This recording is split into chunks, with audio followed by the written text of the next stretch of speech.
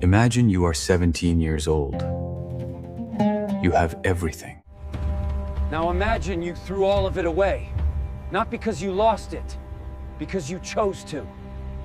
This is the man the Prophet wept over. And almost nobody knows his name. In the next 15 minutes, I am going to tell you the full story of Mus'ab ibn Umayr, although one of the most extraordinary human beings who ever lived. A man born into wealth so extreme it is almost impossible to imagine, who gave up his mother, his money, his comfort, and eventually his life. And when he died, Uhud, the Prophet Muhammad, peace be upon him, the man who received revelation from Allah, stood over his body and cried. By the end of this video, you will never look at your own sacrifices the same way again. Let's go. Let me paint you a picture of Makkah, 600 AD.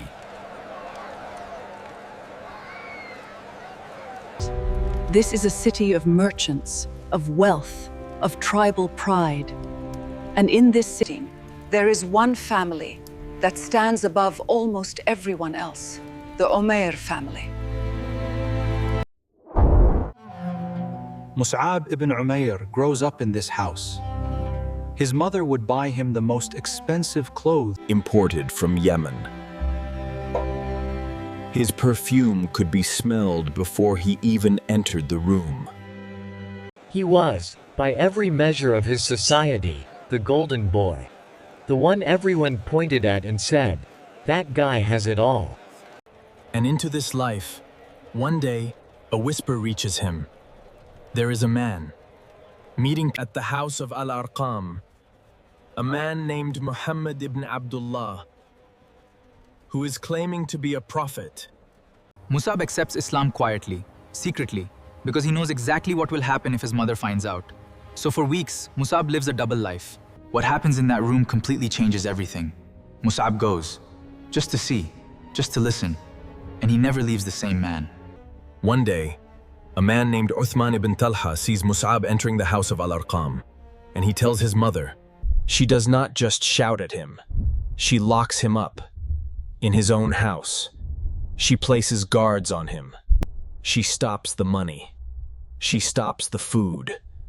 She is trying to starve his faith out of him. Mus'ab stays firm. He is alone. He is locked up. He has nothing. And he is smiling. The Prophet looked at his companions, and he chose Mus'ab ibn Umayr.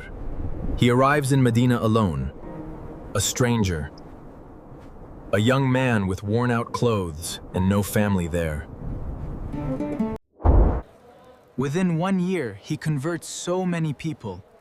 When the next delegation comes from Medina, there are 73 men and 2 women. From almost 0 to 75 believers in 1 year. One man.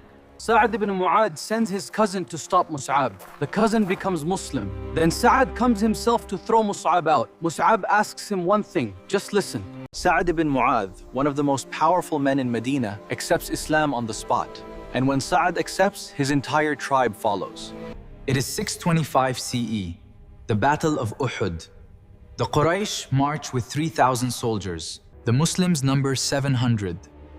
And Mus'ab ibn Umayr is given the most important role on the battlefield. He carries the flag of the Muslims. In ancient battle, the flag is everything. Where the flag is, the army rallies. If the flag falls, the army can break. The flag carrier is always the first target. Mus'ab knows this. He carries it anyway. A soldier cuts off his right hand. Mus'ab shifts the flag to his left. A soldier cuts off his left hand. Mus'ab presses the flag to his chest with both arms. He falls. The flag of the Muslims does not touch the ground. After the battle, the Prophet, peace be upon him, walks through the field. He finds Mus'ab, and he stands over him, and he weeps. They search for something to bury him in. They find one piece of cloth. When they cover his head, his feet are exposed. When they cover his feet, his head is exposed. This is the man who once wore silk imported from Yemen, who once had perfume that filled rooms before he entered them. He died with one piece of cloth that could not cover his whole body. He did not lose. He won. He gave everything for something that lasts forever. And everything he gave up was always going to be left behind anyway. He just chose when. Mus'ab ibn Umayr was 37 years old when he died.